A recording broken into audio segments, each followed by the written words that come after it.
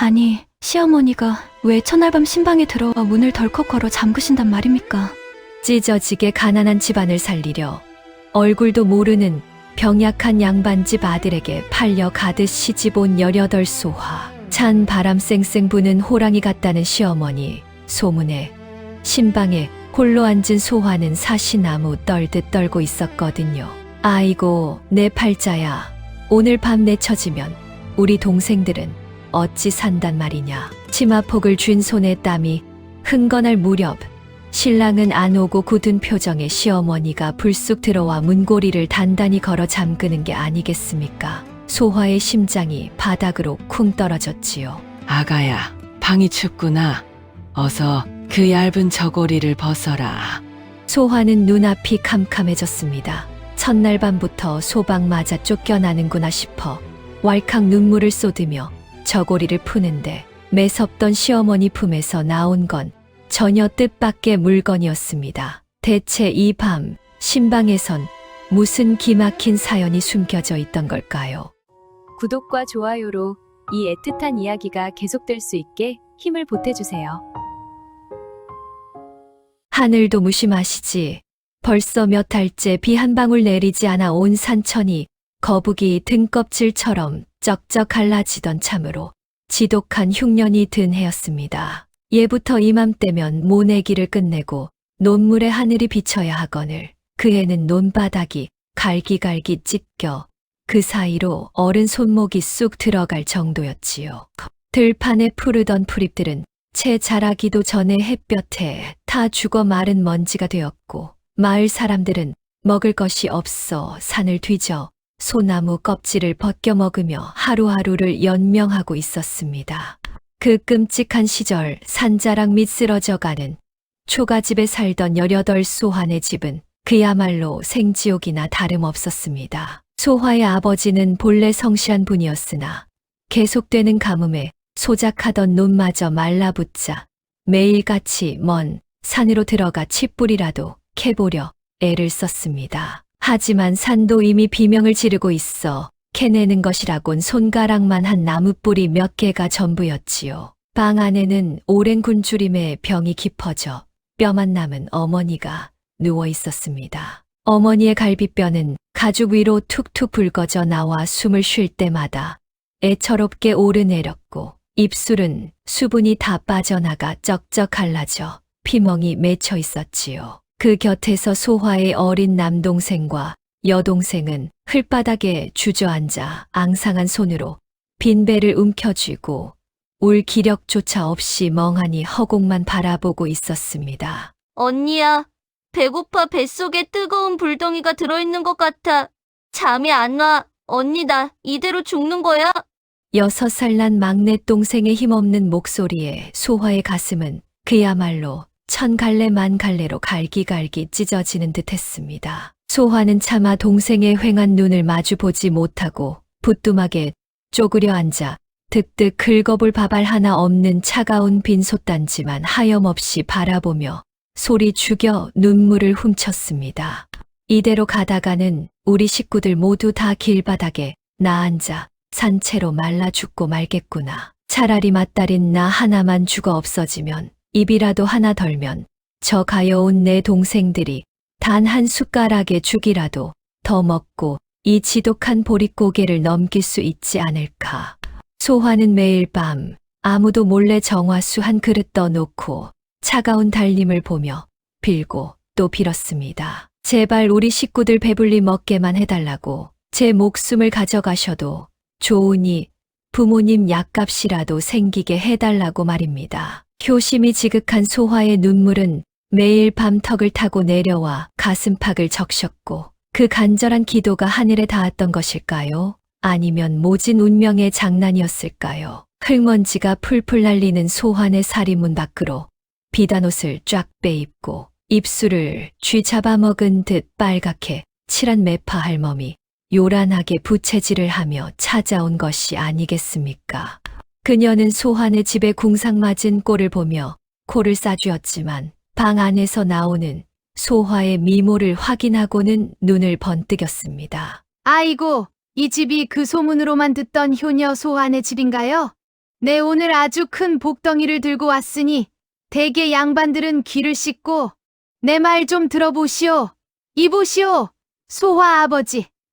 매파 할멈이 쏟아내는 말은 그야말로 천지가 개벽할 소리였습니다.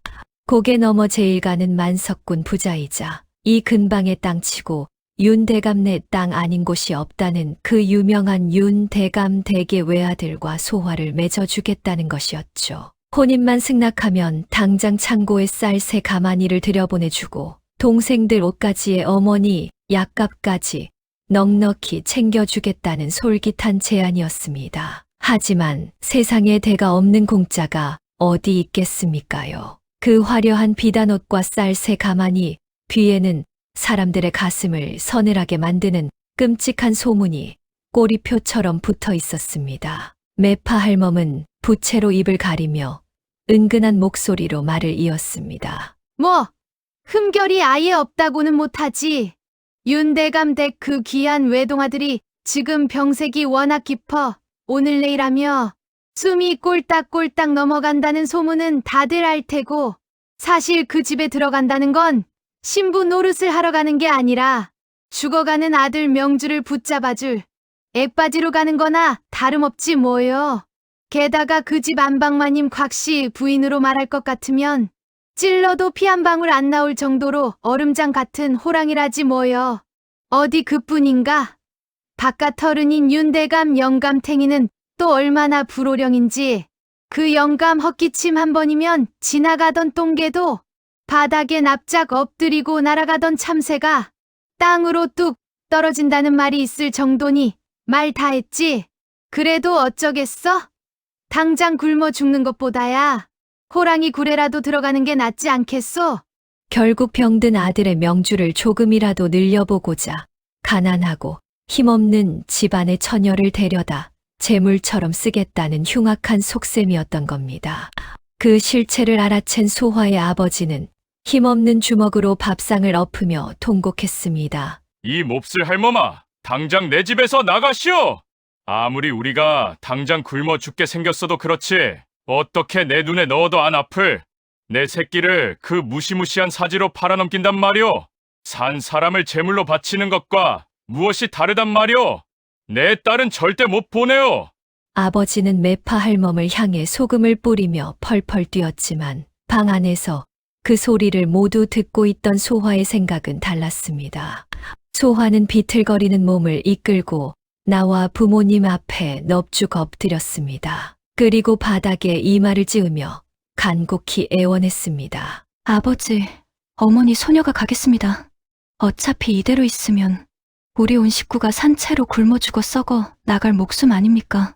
제가 그 댁으로 가서 모진 시집살이 견뎌내면 적어도 우리 동생들 배는 골치 않을 것이고 어머니 약봉지도 지어올 수 있지 않사옵니까? 부디 소녀의 고집을 꺾지 말아주셔요. 이것이 소녀가 부모님께 드릴 수 있는 마지막 효도라 생각하고 보내주십시오. 참으로 눈물겨운 맏딸의 효심이 아닐 수 없었지요. 소화의 아버지는 밤새도록 불도 없는 어두운 마당에 쪼그려 앉아 빈 곰방대만 뻑뻑 빨며 소리 죽여 오열했고 어머니는 이불을 뒤집어 쓴 채 짐승처럼 울부짖었습니다. 하지만 며칠 밤낮을 울며불며 말리시던 부모님도 결국 영양실조로 배가 불룩하게 튀어나온 채 헐떡이는 어린 동생들의 참혹한 꼴을 더는 보지 못하시고 피눈물을 머금은 제 혼인을 허락하고야 말았습니다.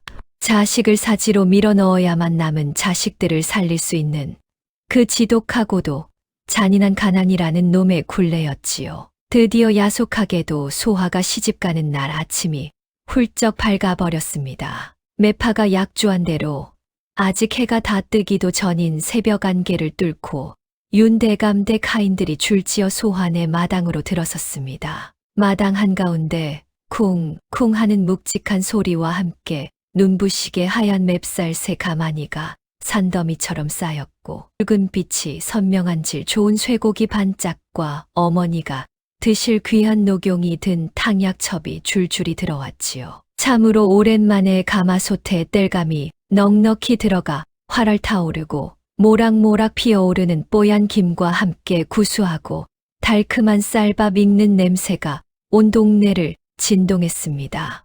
굶주림에 지쳐있던 동네 똥개들조차 코를 벌렁거리며 살인문 밖을 기웃거릴 정도였지요. 하지만 그토록 고대하고 고대하던 하얀 쌀밥이 산처럼 수북하게 고봉으로 지어졌건만 소환의 집안 식구들 그 누구 하나 선뜻 숟가락을 들지 못했습니다. 밥상 앞에 둘러앉은 식구들은 고개만 푹 숙인 채 무릎 위로 눈물만 뚝뚝 흘리고 있었습니다. 이 밥이 곧 맏딸 소화의 목숨값이고 피눈물이라는 것을 누구보다 잘 알고 있었기 때문입니다. 자, 어서들 와서 앉아 우리 막내.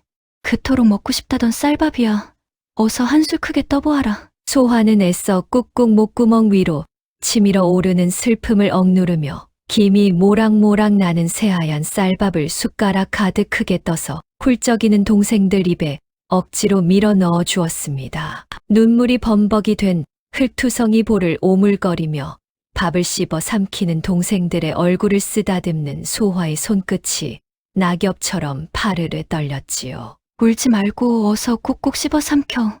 큰누이가 저 너무 으리으리한 부잣집으로 시집을 가서 우리 식구들 이제 평생 배골치 않고 살게 되었는데 어찌 이리 초상집처럼 울고만 있어. 어서 이 귀한 고기 반찬도 먹어라. 내 강아지들 누이 걱정은 일랑 조금도 하지 말고. 목이 메어 밥알이 뱃속으로 들어가는지 콧구멍으로 들어가는지 모를 지경이었지만 소화는 자리에서 일어나 병석에 누운 어머니에게 다가갔습니다. 그리고 차가운 흙바닥에 이마가 닿도록 큰 절을 3번 올렸습니다. 어머니는 뼈만 남은 앙상한 두 손으로 소화의 낡고 해진 무명 치맛자락을 생명줄처럼 꽉 부여잡고 통곡을 터뜨렸습니다. 아이고, 내 새끼야. 이 몹쓸 어미를 용서해라. 내가 죽어야 네가 사는데. 어찌 늙고 병든 어미 약봉지 하나 얻자고 그 무서운 호랑이 소굴로 사지로 너를 보낸단 말이냐. 소아야, 가지 마라. 쌀이고 고기고 다 필요 없으니 제발 가지 마. 내가 어미가 아니라 널 잡아먹는 악기로구나. 어머니의 애끓는 절규의 방안은 온통 눈물바다가 되었습니다. 하지만 소화는 오히려 눈물 한 방울 흘리지 않고 입술을 꽉 깨물어 참아내며 보름달처럼 환하고 예쁜 미소를 지어 보였습니다. 부모님 마음의 짐을 조금이라도 덜어드리고자 하는 맏딸의 처절하고도 눈물겨운 배려였지요. 어머니, 아버지, 소녀 걱정은 아예 붙들어 매셔요. 소녀가 어디 가서 기죽고 맞고 다닐 아이옵니까? 그 집 귀한 아드님 병수발 지극정성으로 들고 시부모님 말씀 거역하지 않고 싹싹하게 잘 모시면 금방 사랑 듬뿍 받으며 호강할 것이옵니다. 제발 소녀 가는 길에 눈물 보이지 마시옵소서. 부디 동생들 거두시고 건강히, 아주 건강히 계시옵소서. 마침내 하인들이 가마를 들고 일어섰습니다. 차마 발길이 떨어지지 않는 살인문을 나서며 좁은 가마에 오르는 그 순간까지도 소화는 행여 부모님 마음이 갈기갈기 찢어질까봐 뒤 한 번 돌아보지 않고 씩씩하게 걸음을 옮겼습니다. 하지만 덜컹하고 가마의 작은 문이 닫히고 한치 앞도 보이지 않는 좁고 어두운 가마 안에 홀로 남겨지자마자 그토록 억눌러 참았던 눈물이 소리 없이 볼을 타고 빗물처럼 쏟아져 내리기 시작했지요. 양손으로 입을 틀어막고 치마폭을 부여잡은 채 숨죽여 오열하는 소화의 앳된 어깨가 가마의 출렁이는 흔들림을 타고 애처롭게 아주 애처롭게 떨렸습니다. 어머니, 아버지, 우리 동생들 부디 무탈하시옵소서. 한참을 덜컹거리며 높은 고개를 넘고 깊은 물을 건너 도착한 곳은 그야말로 입이 떡 벌어질 만큼 으리으리하고 거대한 기와집이었습니다. 쳐다보기만 해도 목이 아플 지경인 솟을대문 지붕 위로는 푸른 기와가 햇빛을 받아 번쩍거렸고 마당은 어찌나 넓은지 이 끝에서 저 끝이 까마득하게 보일 정도였거든요. 대문 양옆으로는 집채만 한 돌태사자 2마리가 두 눈을 부리부리하게 뜨고 떡하니 버티고 서 있어 들어서는 이의 길을 단번에 팍 죽여 놓았습니다. 소환의 집 전체를 합친 것보다 더 큰 사랑채와 안채가 겹겹이 이어져 있었지요.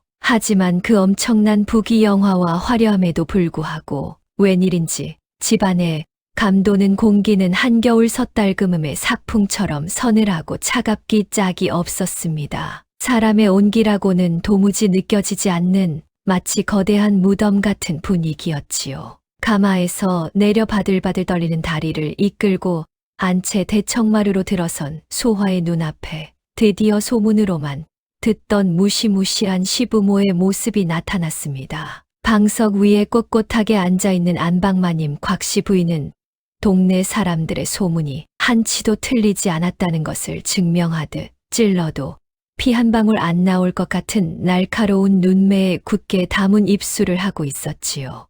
머리에는 화려한 금비녀를 찌르고 빛깔 고운 최고금 명주실로 짠 비단옷을 입은 곽씨 부인. 그녀의 그 서늘하고 매서운 눈길이 소화에 낡아빠진 명주 저고리와 물이 다 빠져 허연 무명치마를 위아래로 훑어내릴 때마다 소화는 마치 겨울 한복판에 발가벗겨진 채 얼음장 위에 덩그러니 세워진 듯한 끔찍한 수치심과 공포를 느꼈습니다.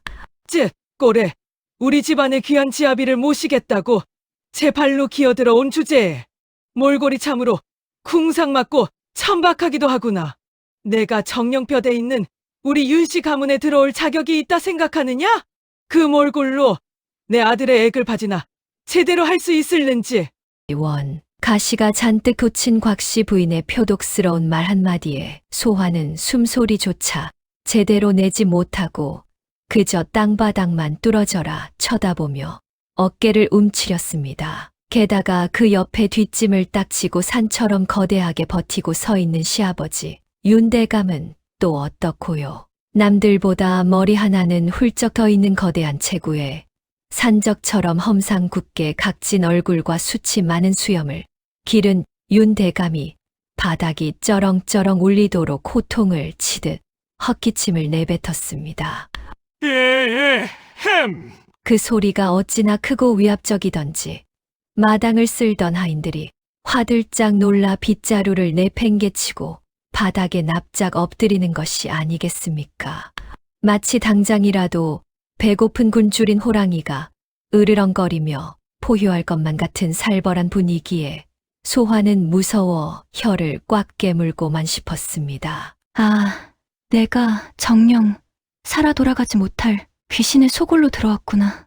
소화의 등줄기를 타고 차가운 식은땀이 비 오듯 흘러내렸습니다. 그런데 참으로 기이하고 소름 돋는 일은 짐을 풀고 난 직후부터 본격적으로 벌어지기 시작했습니다. 어찌어찌 하인들의 매서운 눈칫밥을 먹어가며 혼례 채비를 하느라 소화는 사랑채 뒤편에 있는 볕도 잘 들지 않는 좁고 침침한 골방에 자신의 작고 초라한 보따리를 풀었습니다.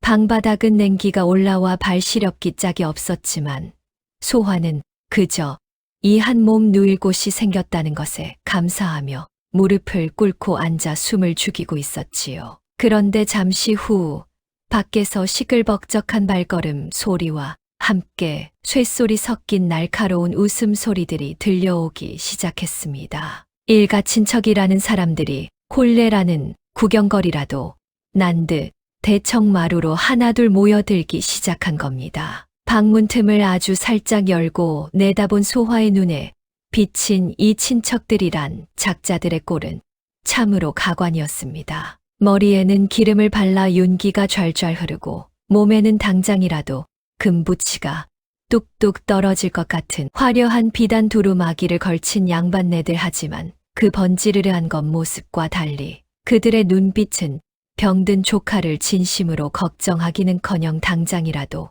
숨이 넘어갈 듯한 윤도령이 정확히 언제쯤 숨을 거둘지, 저 어마어마한 윤대감네 만석군 재산이 언제쯤 자기들 주머니로 굴러들어 올지 틈만 나면 주파나를 튕기며 탐욕스럽게 입맛을 다시는 그야말로 피에 굶주린 승냥이 때나 다름없었거든요.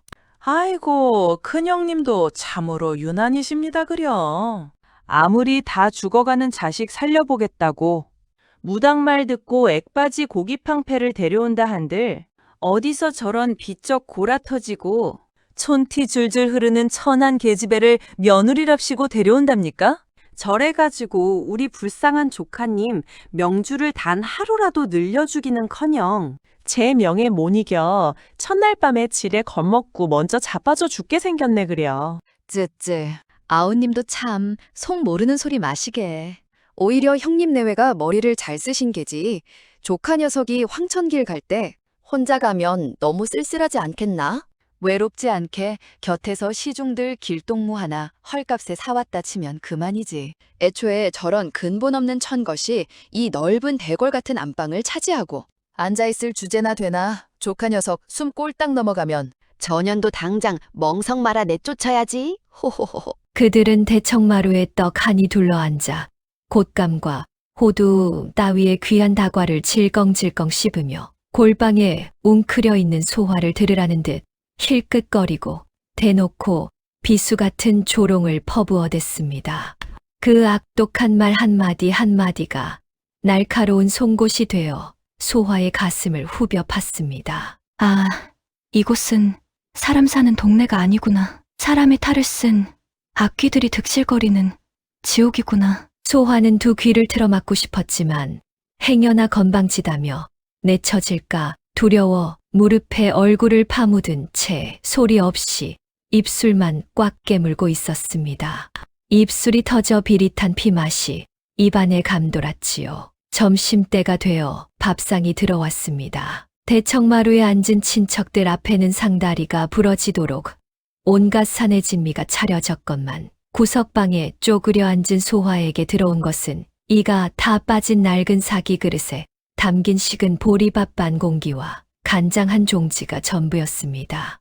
그마저도 하녀가 툭 던지듯 내려놓고 가버렸지요. 누구 하나 챙겨주는 이 없는 서러운 시댁의 첫 식사. 소화는 목이 메어 도무지 밥알이 넘어갈 것 같지 않았지만 이 모진 곳에서 살아남아 친정 부모님과 동생들을 살려야 한다는 일념 하나로 식은 보리밥을 한 숟갈 푹 떠서 입에 우겨 넣었습니다. 모래알을 씹는 것처럼 입안이 까끌까끌했습니다. 바로 그때였습니다. 대청마루를 울리던 친척들의 간사한 웃음소리가 일순간 찬물을 끼얹은 듯 뚝 멎었습니다. 쿵, 쿵, 집채만 한 거대한 바위가 굴러오는 듯한 무겁고 위압적인 발걸음, 소리가 소화가 있는 사랑채 구석방 쪽으로 성큼성큼 다가오고 있었던 겁니다. 벌컥 예고도 없이 거칠게 방문이 열리고 방금 전까지 대문 앞에서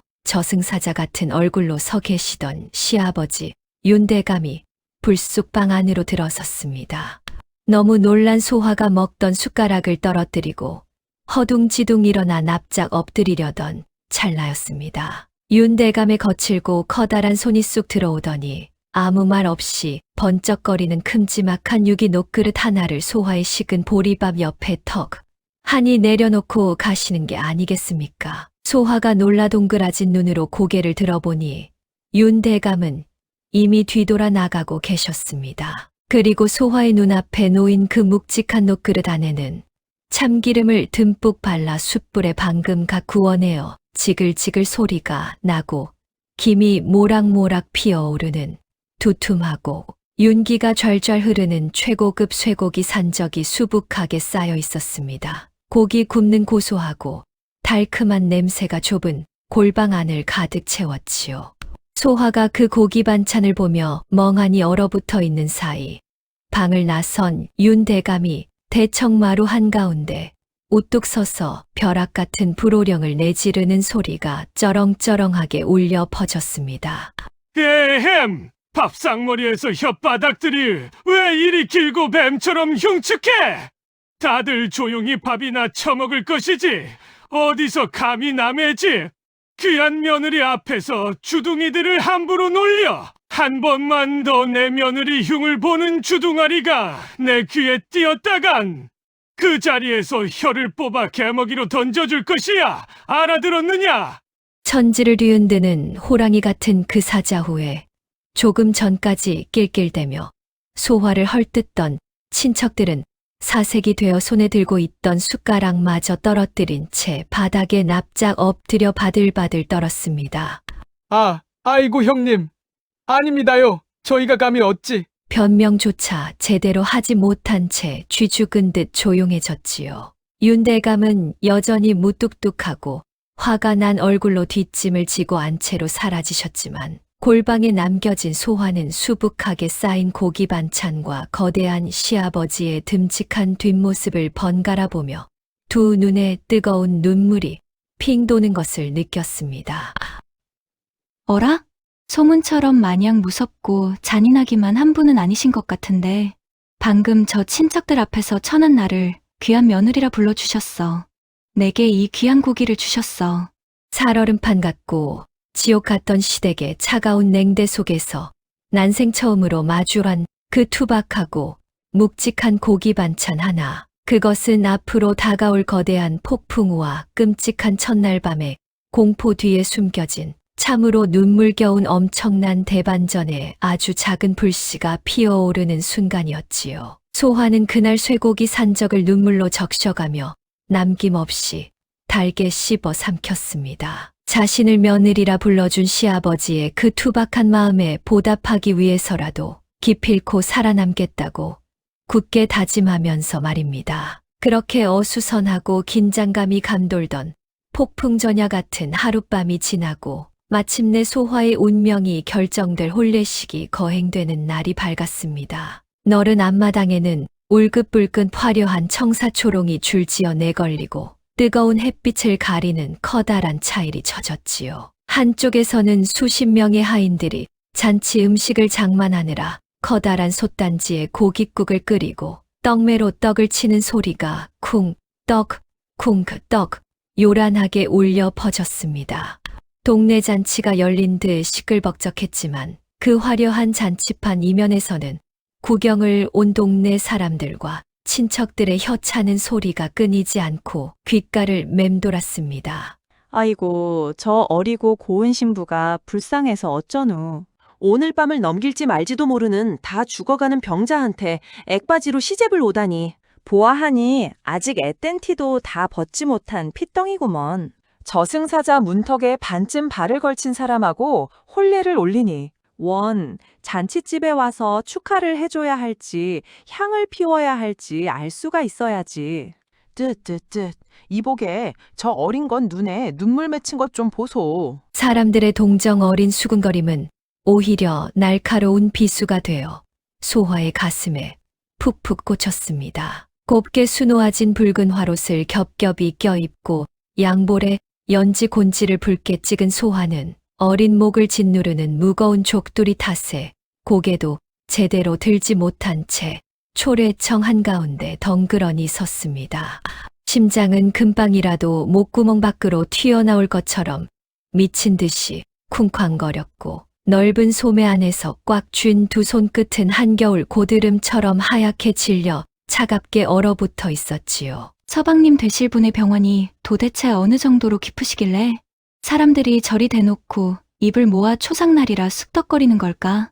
혹여 초래청에서 맞절을 올리다 피라도 토하고 쓰러지시면 어찌한단 말인가. 드디어 대청마루 쪽에서 신랑 입장 하는 소리가 들려왔습니다. 소화는 숨을 꽉 죽이고 떨리는 눈꺼풀을 들어 올려 곁눈질로 살짝 고개를 돌려 다가오는 신랑의 모습을 훔쳐보았습니다. 양쪽에서 건장한 하인 2명의 부축을 받으며 힘겹게 아주 힘겹게 한 걸음 내디디며 걸어 나오는 신랑 윤도령. 소문이 결코 거짓이 아님을 증명하듯 그의 얼굴은 하얀 백지장처럼 핏기 하나 없이 창백했습니다. 짙은 남색의 화려하고 무거운 혼례복이 오히려 그의 깡마른 몸을 짓누르는 듯 버거워 보였고 걸음을 뗄 때마다 가슴을 부여잡고 쿨럭쿨럭 메마른 마른 기침을 토해내고 있었습니다. 한눈에 보기에도 촛불 앞에 바람처럼 금방이라도 툭 치면 쓰러질 듯 목숨이 경각에 달린 너무나 위태로운 모습이었지요. 그 모습을 본 소화의 가슴 한구석이 철렁하고 깊은 우물 속으로 무섭게 내려앉았습니다. 아, 어찌 저리도 야위셨을까. 저렇게 숨쉬기조차 힘들어 하시는 가여운 분이 정녕 내 평생을 의지하고 살아갈 지아비가 되실 분이로구나. 그런데 바로 그 순간이었습니다. 힘겹게 맞절을 올리기 위해 굽혔던 허리를 간신히 펴며 고개를 들던 윤도령과 족두리 아래로 두려움에 떨며 훔쳐보던 소화의 시선이 공중에서 딱 마주친 것입니다. 소화는 흠칫 놀라 황급히 어깨를 움츠리며 고개를 숙이려 했지만 자신을 바라보는 윤도령의 눈빛을 본 순간 그대로 시선을 빼앗기고 말았습니다. 잔뜩 아프고 예민하여 매섭고 신경질적일 거라 생각했던 소화의 예상과는 완전히 빗나간 눈빛. 윤도령의 푹 패인 얼굴 속 크고 맑은 눈망울에는 눈앞에 선 어린 신부를 향한 깊고도 슬픈 미안함과 형용할 수 없는 한없는 다정함이 그렁그렁하게 맺혀 가득 담겨 있었거든요. 마치 소화의 마음을 꿰뚫어 보듯 그의 눈빛은 이렇게 말하고 있었습니다. 나처럼 다 죽어가는 놈의 액바지로 무참히 끌려와 참으로 미안하오. 그대같이 곱고 여린 사람이 대체 무슨 큰 죄가 있다고 이 험하고 서러운 꼴을 당한단 말이오. 내 그대를 볼 면목이 없쇼. 부디 나를 원망하시오. 그렇게 말하는 듯한 한없이 슬프고도 따뜻한 그리고 맑디 맑은 미소, 그 찰나의 찌릿한 눈맞춤 한 번, 그 짧은 순간에 소화의 마음속에 꽁꽁 얼어붙어 있던 죽어가는 낯선 사내에 대한 막연한 두려움과 내 몰골을 향한 원망이 춘 3월 봄볕에 눈 녹듯 사르르 녹아내리기 시작했습니다. 그리고 그 텅 빈 자리에는 대신 저렇게 여리고 선하고 외로운 사람을 내 두 손으로 어떻게든 보살펴 주고 싶다. 내가 당신의 그 슬픈 눈빛을 다시 빛나게 해주고 싶다는 깊은 연민과 단단한 다짐이 파릇한 새싹처럼 강렬하게 피어올랐지요. 아닙니다. 서방님 그리 미안해하지 마셔요. 제 탓이 아닙니다. 제가 곁에 왔으니. 서방님은 이제 후를 털고 일어나실 것입니다. 제가 제 목숨을 깎아 바쳐서라도 서방님을 꼭 반드시 낫게 해드릴 것이옵니다. 기필코 그리 만들 것이옵니다. 소화는 속으로 수백 번 수천 번 다짐하며 윤도령을 향해 보일 듯 말 듯 옅은 미소를 지어 보였습니다. 하지만 그런 두 사람의 애틋하고도 굳은 마음의 교감도 잠시뿐이었습니다. 험난하고 위태로웠던 혼례를 무사히 마치고 난 소화에게는 앞서 겪었던 친척들의 조롱과는 비교도 할 수 없을 만큼 끔찍하고 살벌한 진짜 시련이 입을 떡 벌리고 기다리고 있었습니다. 요란했던 잔치판이 언제 그랬냐는 듯 파하고 붉게 타오르던 해가 서산 너머로 꼴딱 넘어가며 천지에 칠흑 같은 어둠이 깔리기 시작했습니다. 구경꾼들도 잔치 음식을 나르던 하인들도 모두 제자리로 흩어지고 나자 그 거대하고 으리으리한 윤, 대감, 댁 안채에는 숨소리조차 들리지 않는 기괴하고 적막한 고요함이 내려앉았지요. 소화는 안채 가장 깊숙한 곳, 겹겹의 문을 지나야만 닿을 수 있는 외딴 신방에 홀로 덩그러니 남겨졌습니다. 방 안에는 붉고 푸른 최고급 비단으로 곱게 지은 이부자리가 깔려 있었고 머리맡에는 부부의 금슬을 상징하는 원앙, 목각 인형 한 쌍이 다정하게 나란히 놓여 있었습니다. 신방을 밝히는 화촉의 촛불만이 일렁이며 붉은 그림자를 벽에 들이우고 있었지요. 하지만 어찌된 영문인지 첫날 밤을 치르는 신방임에도 불구하고 방바닥은 한겨울 얼음장처럼 차갑기만 했습니다. 아궁이에 군불을 단 한 번도 떼지 않은 것이 분명했지요. 게다가 방풍이 제대로 되지 않았는지 창호지를 바른 문풍지 틈새로 살을 에이는 듯한 매서운 칼바람이 휑휑 소리를 내며 쌩쌩 불어와 방 안의 온기를 깡그리 앗아가고 있었습니다. 소화는 그 추운 방 안 한가운데 친정에서부터 입고 온 낡고 얇은 명주 적삼 하나만 달랑 걸친 채 다소곳이 무릎을 꿇고 앉아 있었습니다. 다가올 첫날 밤의 막연한 두려움과 뼛속까지 파고드는 지독한 추위에 소화는 마치 사시나무가 바람에 흔들리듯 온몸을 바들바들 떨고만 있었지요. 파랗게 질린 입술이 딱딱 부딪히며 소리를 냈습니다. 서방님은 왜 이 깊은 밤이 되도록 오시지 않는 걸까? 혹시 낮에 치른 혼례식에서 너무 무리를 하신 나머지 끝내 병을 이기지 못하고 숨이라도 거두신 건 아닐까? 아니면 내가 뼈대 있는 양반 가문에 어울리지 않는 천한 출신이라 첫날 밤부터 내 출신을 트집 잡아 나를 소방 놓으시고 발길을 끊으신 걸까? 대체 이 방바닥은 왜 이리도 한기가 돈단 말인가? 일부러 나를 얼려 죽이려는 곽씨 부인의 무서운 속셈일까? 혼자 남겨진 어두운 방 안에서 온갖 불길하고 무서운 상상들이 꼬리에 꼬리를 물고 독사처럼 기어나왔습니다. 여기서 이대로 소박을 맞아 쫓겨나면 친정집으로 다시 돌아가야 하는데 그리 되면 애써 받은 쌀새 가만이며 고기며 약값은 모두 개원해야 할 것이고 겨우 쌀밥 한 그릇에 생기가 돌던 우리 불쌍한 동생들과 병든 어머니는 다시 길바닥에 나앉아 굶어 죽을 위기에 처할 텐데 생각이 거기에 미치자 소화는 쏟아지는 졸음과 밀려오는 공포, 그리고 온몸을 얼리는 추위를 이겨내기 위해 치마폭 안에서 제 허벅지를 시퍼렇게 멍이 들도록 꼬집어가며 뜬 눈으로 밤을 지새우고 있었습니다. 시간이 얼마나 흘렀을까요? 화촉의 촛농이 눈물처럼 뚝뚝 떨어져 산을 이룰 즈음이었습니다. 소화의 등줄기를 타고 차가운 식은땀이 한 줄기 주르륵 흘러내리던 바로 그때 사박 쿵 방문 밖 텅 빈 대청마루에서 아주 묵직하고도 날카로운 발걸음 소리가 들려오기 시작했습니다. 그것은 결코 금방이라도 쓰러질 듯 위태롭고 가냘프던 병약한 신랑 윤도령의 걸음걸이가 아니었습니다. 너무나도 거침없고 또렷하며 묘한 살기마저 느껴지는 힘찬 발소리였지요. 발소리가 점점 신방 문 앞을 향해 다가올수록 소화의 심장은 미친 듯이 요동쳤습니다. 창호지에 어른거리는 거대한 그림자가 방문 앞에 멈춰 섰습니다. 숨을 헉헉거리며 잔뜩 긴장한 소화의 둥그레진 눈앞에서 드디어 굳게 닫혀있던 방문이 스르륵 하고 열렸습니다. 그런데 세상에 이게 어찌 된 일입니까? 문이 열리고 방으로 성큼 들어선 사람은 소화가 애타게 기다리던 다정한 눈빛의 신랑 윤도령이 결코 아니었습니다. 싸늘하게 굳은 표정, 머리에 꽂은 금비녀가 서늘한 빛을 뿜어내고 마치 지옥에서 갓 올라온 저승사자처럼 서슬퍼렇게 선 호랑이 시어머니, 바로 곽씨 부인이 아니겠습니까? 어머니?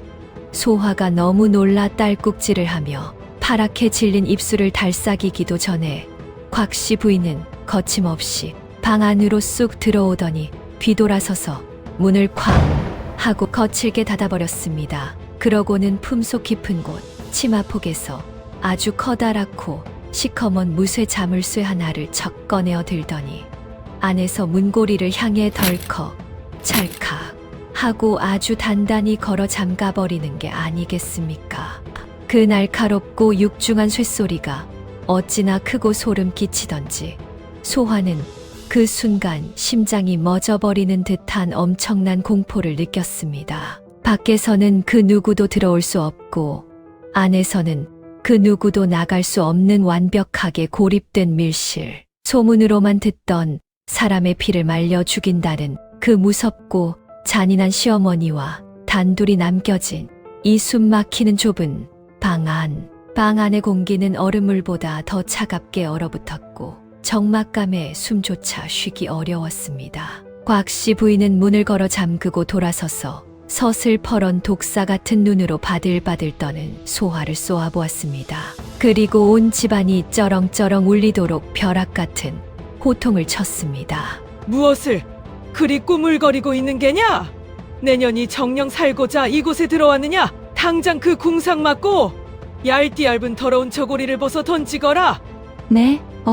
어머니, 그게 대체 무슨 말씀이시온지. 소화는 자신의 귀를 의심했습니다. 첫날 밤 신방의 시어머니가 들이닥친 것도 모자라 다짜고짜 옷을 벗으라니요. 소화의 동공이 지진이 난 듯 거세게 흔들렸습니다. 내 말이 말 같지 않더냐? 감히 시어미의 엄한 명을 거역할 셈이냐? 어디서 그따위 천박하고 냄새나는 무명 저고리를 입고 감히 내 귀한 아들의 신방에 앉아있단 말이냐? 어서 그 더러운 저고리를 당장 벗어 던지지 못할까? 곽씨 부인의 악다구니에 소화의 눈앞이 순간 새카맣게 변해버렸습니다.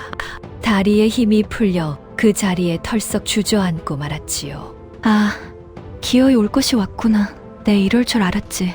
찢어지게 가난한 친정에서 겨우 해온 이 낡고 얇은 저고리를 기어코 트집 잡아 첫날 밤부터 내 옷을 벗겨 알몸으로 밤거리에 내쫓으시려는 무서운 숙셈이시구나.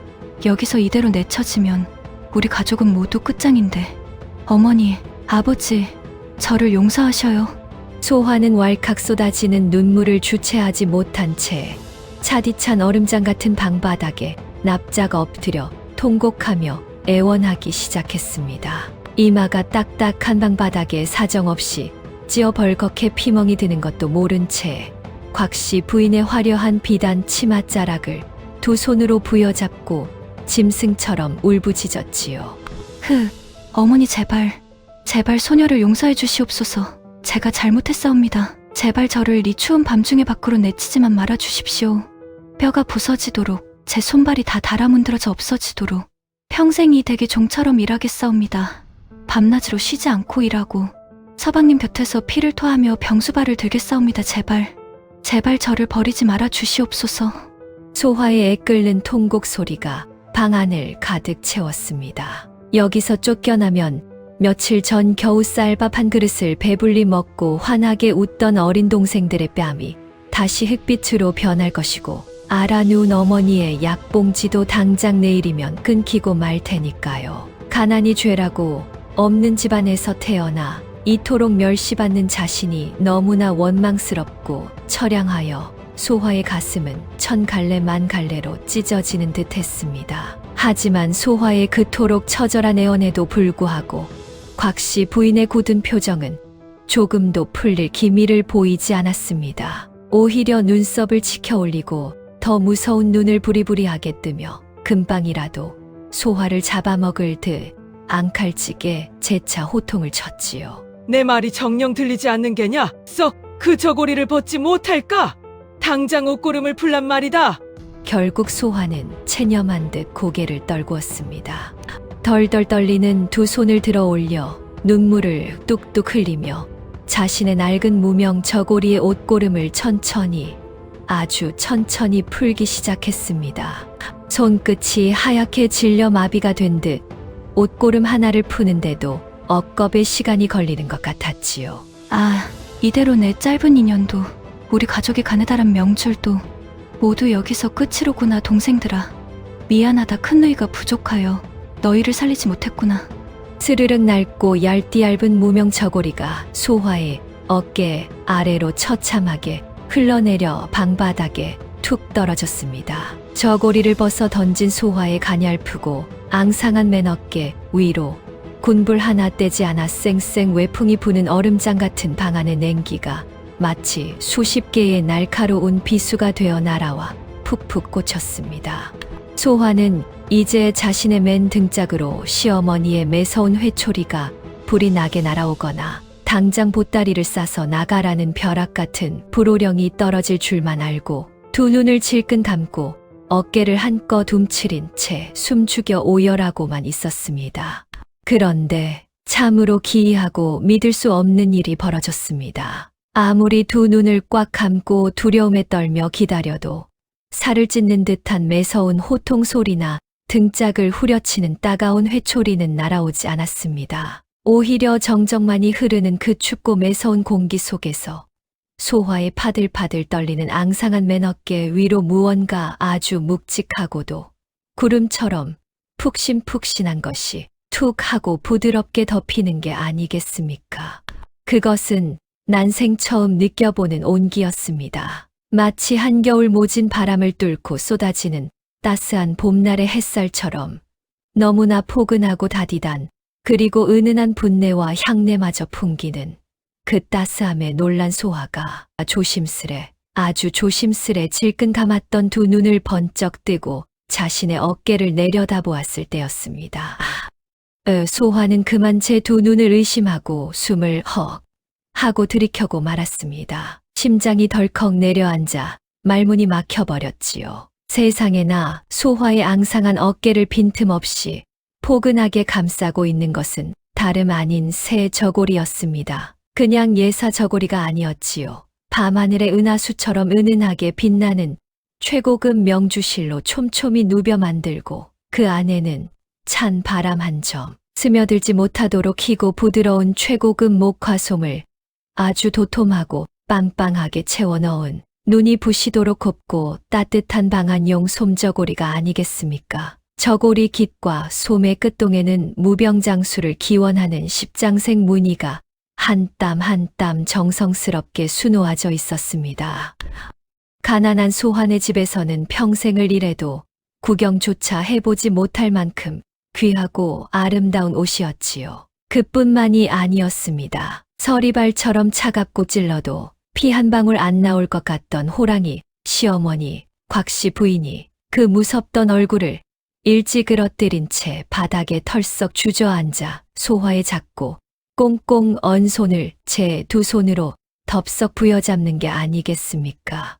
그리고는 소화의 손을 자신의 젖은 볼에 비비며 하염없이 그야말로 단단했던 격이 한순간에 무너져 내린 것처럼 굵은 눈물을 뚝뚝 흘리고 있는 것이었습니다. 아이고, 이 가여운 거사. 아이고, 이 딱하고 불쌍한 거사.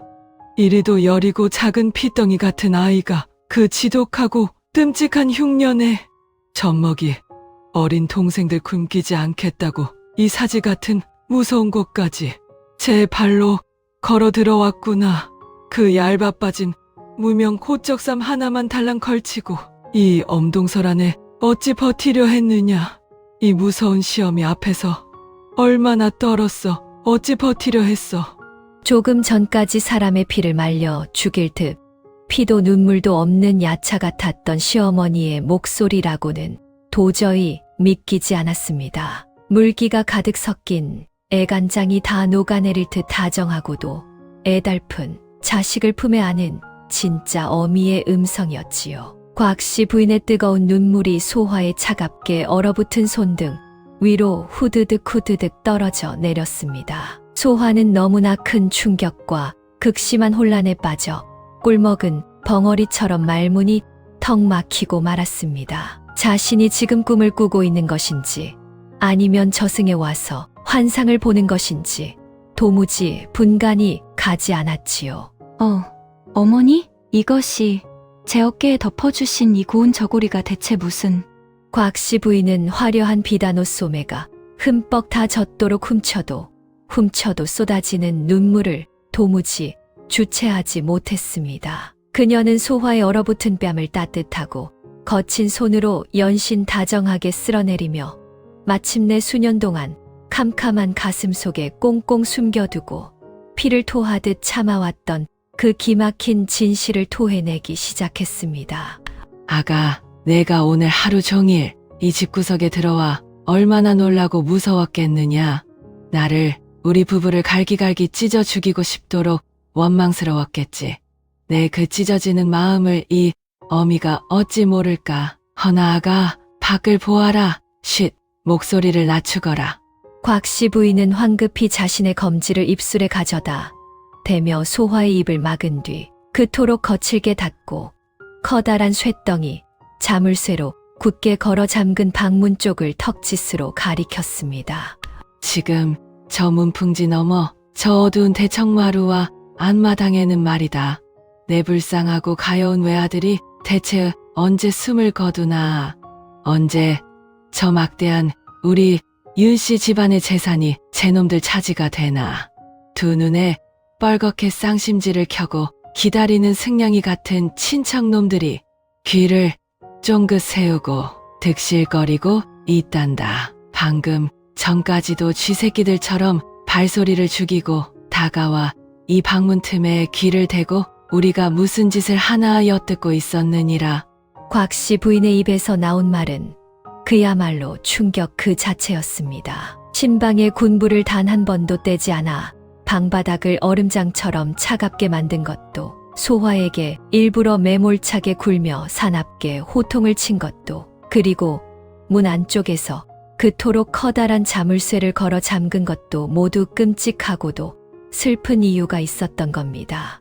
밖에서 틈만 나면 문을 열어보고 엿듣는 그 잔인한 친척들의 눈과 귀를 감쪽같이 속이기 위한 어미의 피눈물 나는 처절한 연극이었던 것이지요. 그 짐승만도 못한 놈들 앞에서 내 다 죽어가는 귀한 아들을 지키려면 우리 부부가 사람 좋은 웃음을 거두고 입에 독을 품은 독사가 되어야만 했어. 이치광이 호랑이가 되어야만 했지. 내가 악독한 시어미 행세를 하며 죄 없는 아랫사람들을 쥐 잡듯 잡고 내 시아버지가 벼락 같은 불호령을 내리며 짐승처럼 굴어야만 그나마 저것들이 지레 겁을 먹고 밤중에 내 아들의 탕약에 몰래 독이라도 타지 못할 것 아니냐. 낮에 구석방에 웅크린 얘 초라한 밥상에 남몰래 고기 반찬을 밀어주던 내 시아버지의 피 끓는 마음도 이 어미와 똑같단다.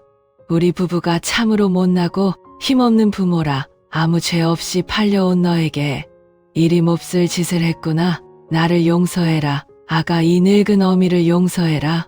그 눈물겨운 뼈를 깎는 고통이 오롯이 담긴 고백에 소화의 가슴 속에 단단하고 차갑게 맺혀있던 서러움과 낯선 시댁에 대한 공포가 한순간에 눈 녹듯 씻겨 내려갔습니다.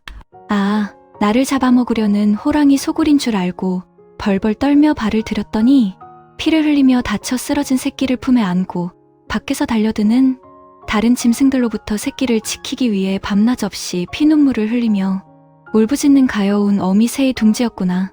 그 진심을 깨달은 소화도 마침내 꾹꾹 참아왔던 눈물을 왈칵 쏟아내며 자신을 덮어준 따뜻한 솜저고리를 꼭 쥔 채 곽씨 부인의 따뜻한 품으로 와락 안겨 무릎에 얼굴을 묻었습니다.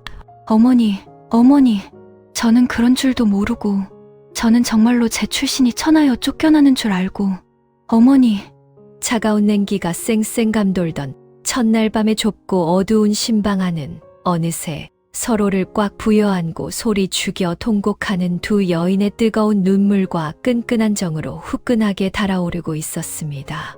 피 한 방울 섞이지 않은 완벽한 남남이었지만 가난한 집안에서 헐값에 팔려온 며느리를 친딸처럼 안쓰러워하고 귀하게 여기는 시어머니의 애끓는 진심, 그리고 그 피눈물 나는 진심에 자신의 목숨을 걸고서라도 기필코 보답하려는 어린 며느리의 지극한 효심과 맹세가 맞닿는 참으로 성스럽고도 눈물겨운 연대의 순간이었지요. 한참을 서로 부둥켜 안고 어깨를 들썩이며 오열하던 두 사람. 이내 곽씨 부인은 옷고름으로 퉁퉁 부은 눈물을 훔치고는 치마폭 깊숙한 곳, 자신의 속적삼 안쪽에 겹겹이 꽁꽁 숨겨두었던 손바닥만 한 명주 주머니 하나를 조심스럽게 꺼내어 소화의 두 손에 꽉 쥐어주었습니다. 주머니에서는 묘하게 알싸하면서도 깊은 흔내음이 풍겨왔습니다. 어머니, 이것이 무엇이옵니까? 조심해서 열어보거라. 아주 귀한 것이란다. 소화가 떨리는 손으로 여러 겹 꽁꽁 쌓인 붉은 비단을 한 겹 한 겹 벗겨내자 그 안에서는 사람의 형태를 쏙 빼닮은 잔뿌리가 수없이 많이 달린 아주 오래된 산삼 한 뿌리와 작은 사기 호리병 하나가 영롱한 자태를 드러냈습니다. 이것은 내 시아버지가 평생 모은 가산을 털고 이름난 10만이 수십 명을 풀어 저 멀리 백두산 깊은 골짜기에서 1010만고 끝에 겨우겨우 구해온 100년 묵은 천종산삼과 왕실에서나 목숨이 경각에 달린 왕족에게 쓴다는 아주 귀한 비방약이란다. 그 귀한 명약을 바라보는 곽씨 부인의 눈시울이 다시금 붉게 물들며 목소리가 떨려왔습니다. 허나 이 근방에서 제일 용하다는 의원들이 와서 내 아들의 진맥을 짚고는 하나같이 고개를 저으며 철을 내두르더구나. 우리 도령의 기력이 너무도 쇠하여 스스로 약을 씹어 삼킬 힘조차 남아있지 않다고 행여나 무리하게 약을 밀어 넣었다간 그 자리에서 사례가 들려 숨이 막혀 절명할 것이라며 다들 손을 내저었어. 그래서 이 죽은 사람도 살린다는 귀한 명약을 지척에 두고도 여태껏 내 새끼 입술 한번 제대로 축여주지 못하고 뜬 눈으로 피눈물만 흘리고 있었단다. 행여나 아래 것들 시켰다가 친척들 귀에 들어가 약의 독을 탈까 두려워 아무도 믿지 못하고 밤마다 가슴만 쳤지. 아가, 내 말을 끝까지 들어다오. 너는 쌀 세 가마니에 우리 아들 액바지로 팔려온 천한 목숨이 결코 아니다. 이 늙은 어미가 보기에 너는 다 죽어가는 우리 아들과 무너져가는 이 집안을 굽어살피러 하늘에서 내려주신 눈에 넣어도 아프지 않을 참으로 귀한 복덩이가 틀림없어.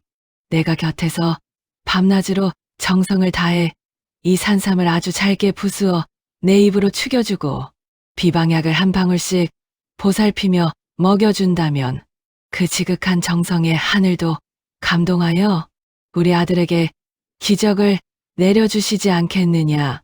부디 우리 가엾은 도령을 살려다오. 내 이렇게 간곡하게 애원하마.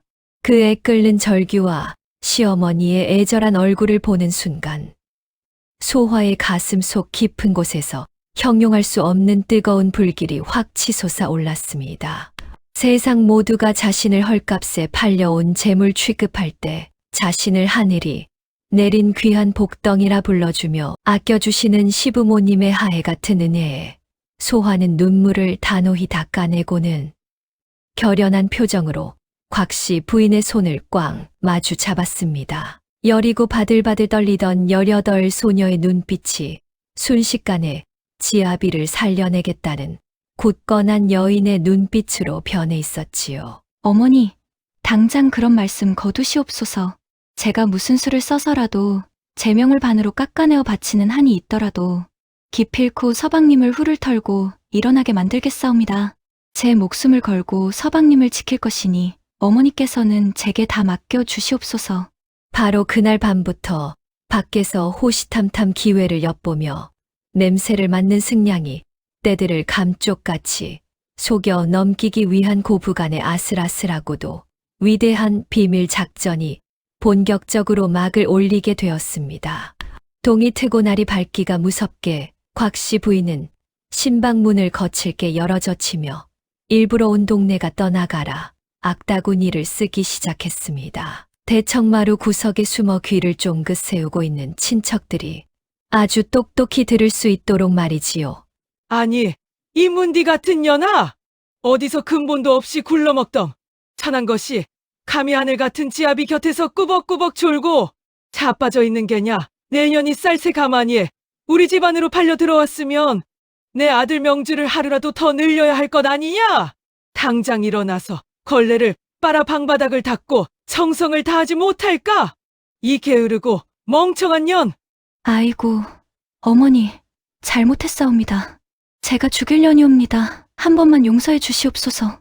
곽씨 부인의 서슬퍼런 표독스러운 호통 소리와 방바닥을 치며 엉엉 우는 소화의 처절한 울음소리가 겹쳐 안채를 찌르듯이 요란하게 울려 퍼졌습니다. 문 밖에서 그 끔찍한 소란을 엿듣고 있던 친척들은 속으로 쾌재를 부르며 낄낄거렸지요. 쯔쯔, 내 그럴 줄 알았지. 저 어린 것이 며칠이나 버티겠어. 저러다 우리 조카고다 저 천것이.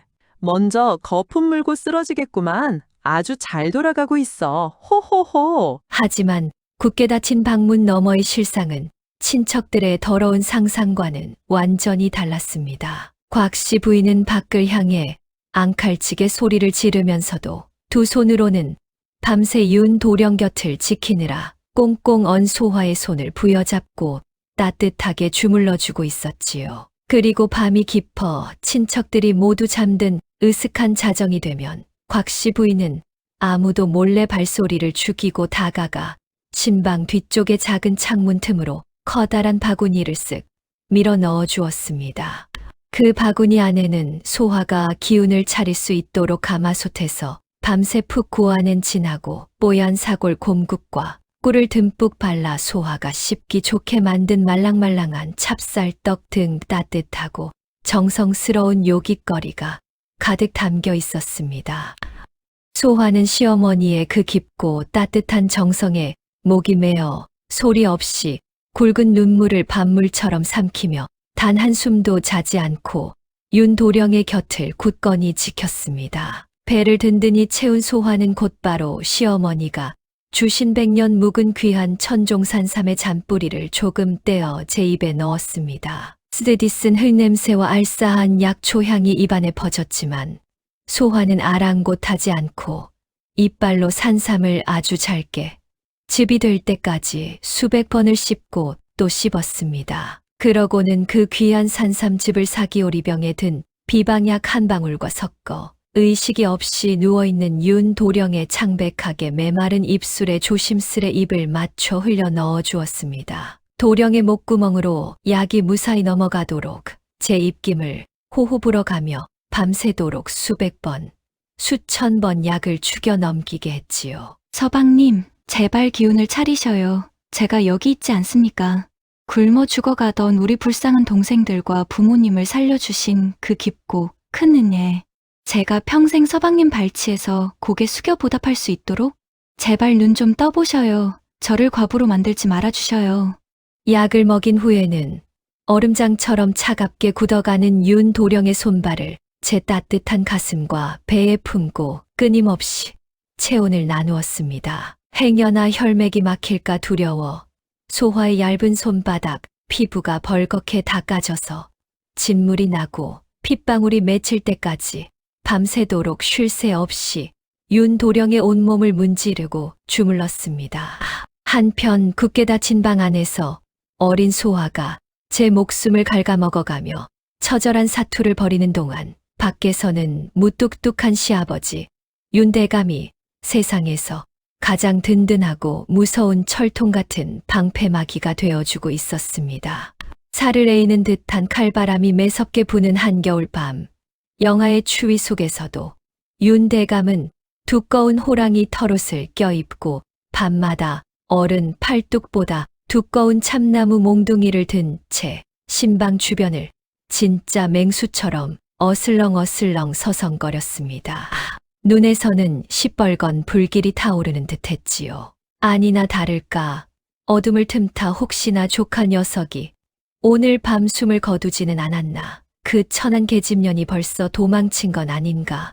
엿보러 쥐새끼처럼 발소리를 죽여 신방 쪽으로 기어온 친척들이 보일라 치면 어김없이 하늘이 두 쪽 나는 듯한 벼락치는 천둥 같은 불호령이 떨어졌습니다. 온 마당과 지붕 기와가 쩌렁쩌렁 울리다 못해 흔들릴 만큼 엄청난 그 헛기침 소리에 엿보던 친척들은 간이 떨어질 듯 화들짝 놀라 바닥에 풀썩 주저앉았습니다. 윤대감은 몽둥이를 바닥에 쾅 내리치며 사자호를 내질렀습니다. 이 야심한 밤중에 도둑놈도 아니고 남의 아들 신방 앞을 왜 쥐새끼처럼 비열하게 기웃기웃거리는 게냐? 썩 물러가지 못할까? 한 번만 더 이 근처에 얼씬거리며 내 며느리를 괴롭혔다간 내 이 몽둥이로 내 놈들 다리 몽둥이를 아주 아작을 내어 평생 앉은뱅이로 만들어 놓을 것이야. 당장 꺼져라.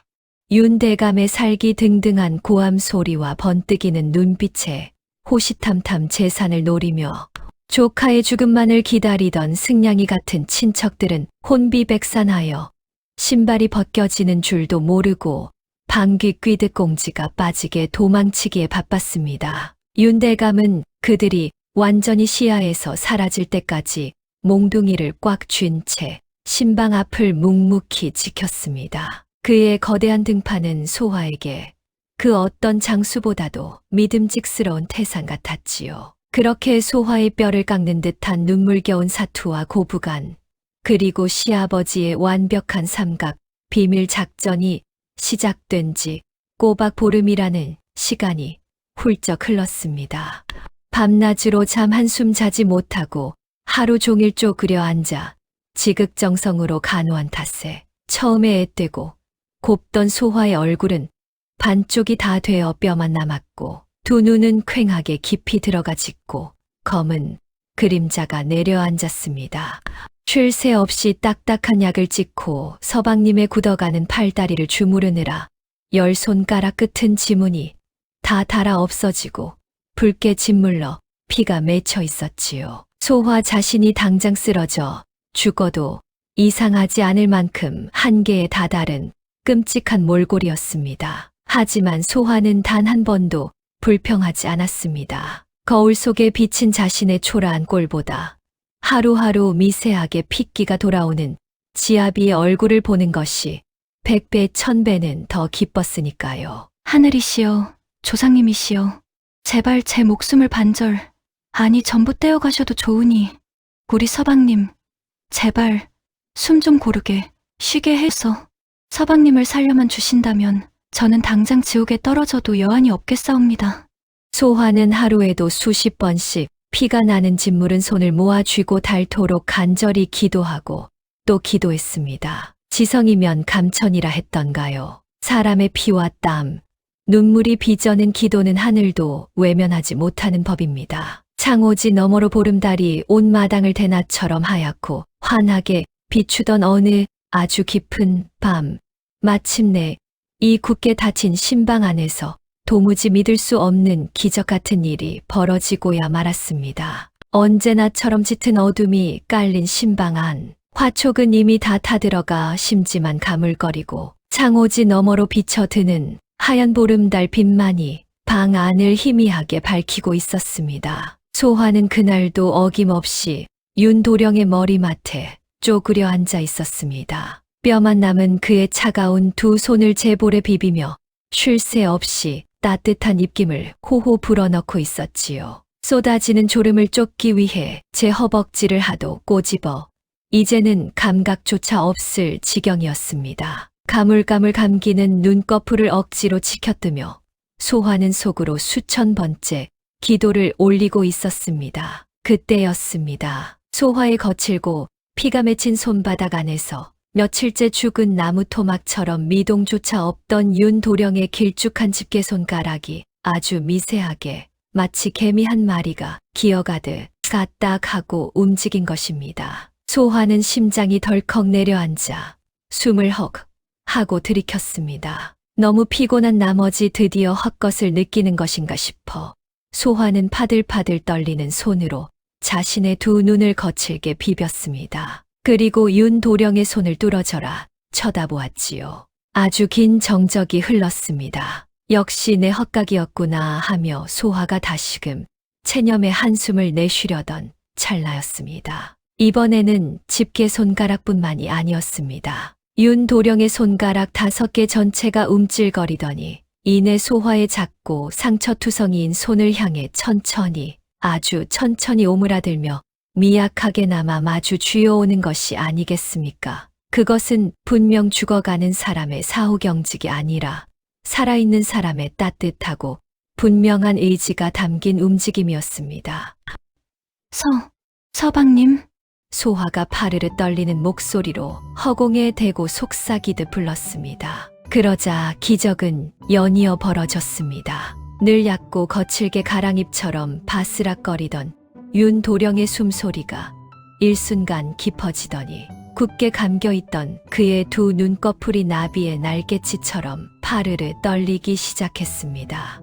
소화는 숨 쉬는 것조차 잊은 채 두 손을 모아 쥐고 그 경이로운 광경을 지켜보았습니다. 이윽고 창백하기만 하던 윤도령의 얼굴에 옅은 핏색이 훅 하고 도는가 싶더니 마침내 그토록 오랫동안 굳게 닫혀있던 두 눈이 기적처럼 번쩍 하고 뜨이는 게 아니겠습니까? 처음에는 초점을 맞추지 못해 허공을 헤매던 맑은 눈망울이 몇 번 눈을 깜빡이더니 이내 자신의 곁에서 눈물범벅이 된 채 넋을 잃고 앉아있는 소화에 앳되고 지친 얼굴을 향해 천천히 아주 정확하게 맞춰줬습니다.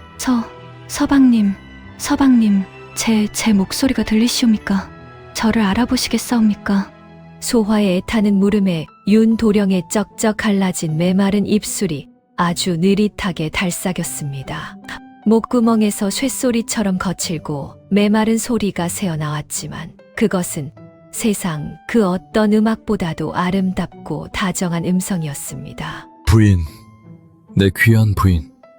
나 때문에 참으로 고생이 많았소.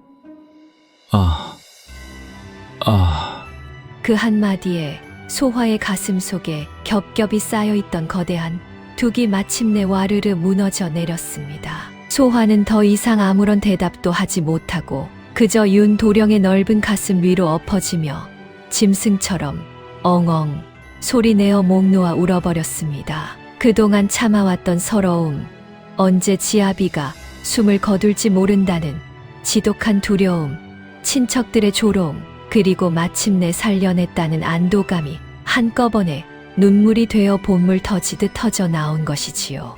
흐엉엉, 서방님. 감사합니다. 살아주셔서 감사합니다. 제가 서방님을 살렸사옵니다. 엉엉, 소화의 애끓는 그러나 기쁨에 찬 통곡 소리가 굳게 닫힌 신방문을 뚫고 적막한 밤 공기를 가르며 온 안채에 쩌렁쩌렁하게 울려 퍼졌습니다. 그 시각 밤이 늦도록 몽둥이를 쥐고 마당을 서성이며 보초를 서고 있던 시아버지 윤대감은 신방에서 터져 나온 소화의 날카로운 통곡 소리를 듣고 그만 들고 있던 참나무 몽둥이를 바닥에 툭 떨어뜨리고 말았습니다. 기어이 올 것이 왔구나. 우리 불쌍한 아들이 결국 버티지 못하고 숨을 거두었구나. 억장이 무너져 내리는 절망감에 윤대감의 거대한 다리가 후들후들 떨렸습니다. 때마침 뒤채에서 기도를 올리다 소리를 듣고 맨발로 뛰쳐나온 시어머니 곽씨 부인도 사색이 되어 달려왔습니다. 대감, 이게 무슨 소리입니까? 우리 아들이 잘못된 것입니까? 비키시오. 부인, 내가 들어가 보겠소. 윤대감은 덜덜 떨리는 거친 손으로 신방문에 채워진 무쇠 자물쇠를 부술듯이 거칠게 열어젖히고 방문을 벌컥 열었습니다. 두 부부는 차마 아들의 시신을 볼 엄두가 나지 않아 두 눈을 질끈 감고 방 안으로 뛰어들어갔지요. 아이고, 내 새끼야, 이놈아. 하지만 방 안으로 뛰어들어간 두 부부의 눈앞에 펼쳐진 광경은 그들이 상상했던 끔찍한 죽음의 풍경이 결코 아니었습니다. 어린 며느리 소화는 윤도령의 가슴팍에 얼굴을 묻은 채 어린아이처럼 엉엉 울고 있었고 놀랍게도 늘 죽은 듯 누워있던 윤도령이 힘겹게나마 자신의 팔을 들어 소화의 앙상한 등을 아주 다정하게 토닥여주고 있는 것이 아니겠습니까? 게다가 방금 전까지 저승꽃이 피어 하얗게 질려있던 아들의 얼굴에는 옅은 홍조가 돌아 사람의 온기가 느껴졌고 두 눈은 놀란 표정으로 부모님을 또렷하게 바라보고 있었습니다. 어머니, 아버님. 윤도령의 입에서 새어나온 가느다란 그 부름에 천하에 찔러도 피 한 방울 안 나올 것 같던 호랑이 시어머니 곽씨 부인은 그 자리에서 다리에 힘이 풀려 털썩 주저앉고 말았습니다. 아이고. 하늘이시여, 조상님이시여, 우리 아이가 드디어 눈을 떴습니다. 대감 보셨습니까? 우리 아들이, 내 새끼가 살았어요. 살았어. 곽씨 부인은 방바닥을 기어가듯 다가가 아들의 볼을 부여잡고 오열했습니다. 동네 똥개도 기겁하게 만들던 천하의 불호령 시아버지 윤대감마저 그 산만한 거대한 체구의 어깨를 덜썩거리며 얼굴을 두 손으로 감싼 채 짐승처럼 통곡하기 시작했습니다. 고맙다, 이놈아. 애비보다 먼저 가지 않고 버텨주어서 참으로 고맙다. 그리고 며느리야, 우리 귀한 며느리야. 내가 결국 내 아들을, 우리 윤씨 가문을 살려내었구나. 이 애비가 내 평생의 은혜를 어찌 다 갚는단 말이야. 윤대감은 펑펑 울며 바닥에 엎드린 소화의 어깨를 꽉 부여잡고 고개를 숙였습니다. 시아버지가 며느리에게 고개를 숙이는 조선팔도 어디에서도 볼 수 없는 참으로 경이롭고도 눈물겨운 장면이었지요. 그날 밤 신방 안에서는 십수년 묵은 슬픔과 고통이 모조리 씻겨 내려가는 감격의 눈물바다가 아침 해가 뜰 때까지 마르지 않고 이어졌습니다. 누구 하나 핏줄로 얽히지 않은 타인들이었지만 서로를 향한 지극한 희생과 따뜻한 정으로 똘똘 뭉친 이 네 사람은 세상 그 어떤 가족보다도 단단하고 끈끈한 진짜 가족으로 다시 태어나는 숭고한 밤이었습니다. 그로부터 며칠의 시간이 마치 거짓말 같은 꿈결처럼 흘렀습니다. 길고 길었던 어둠의 터널을 빠져나온 윤도령의 회복 속도는 그야말로 하루가 다르게 눈부셨습니다. 소화가 밤낮으로 씹어 먹인 100년 묵은 천종산삼의 신령한 기운과 가문을 살리겠다는 두 여인의 뼈를 깎는 지극한 정성이 마침내 하늘을 감동시킨 덕분이었지요. 처음엔 손가락만 간신히 까딱이던 윤도령은 사흘 만에 스스로 등받이에 기대어 앉을 수 있게 되었고, 닷새째 되던 날에는 소화가 떠먹여주는 미음을 꿀떡꿀떡 삼키며 가느다랗게 미소까지 지어 보였습니다.